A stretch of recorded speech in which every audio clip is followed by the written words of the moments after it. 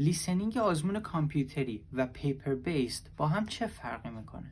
ما میدونیم که چه آزمون کامپیوتری بگیریم چه پیپر بیسد، تایپ سوالای لیسنینگ با هم یکیه. هر دوشون 4 تا پارت دارن و فایل صوتی هم که پلی میشه کاملا یکسان هست. ولی آزمون کامپیوتری با آزمون پیپر بیسد چه فرقی میکنن با هم دیگه؟ فرق اولش اینه که توی آزمون کامپیوتری شما فایل صوتی رو از طریق هدفون شخصی که بهتون میدن گوش میکنید، ولی توی آزمون پیپر بیسد شما توی اتاق هستید با بقیه آدما و توی کل اتاق فایل صوتی پخش میشه از طریق اسپیکر و شما به اسپیکر گوش میکنید. فرق دومشون اینه که توی آزمون پیپر بیسد بعد از سکشن 4 شما 10 دقیقه وقت دارید که جواباتون رو از حالا روی کاغذی که دارید یا نوتی که دارید منتقل بکنید به پاسخنامه‌تون.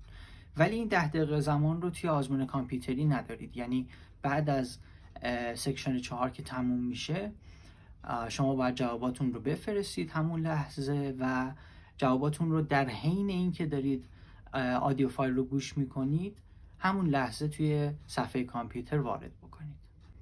این پست رو لایک بکنید و توی کامنت ها بهم بگید که شما ترجیح میدید آزمون رو کامپیوتری شرکت بکنید یا به صورت کاغذی.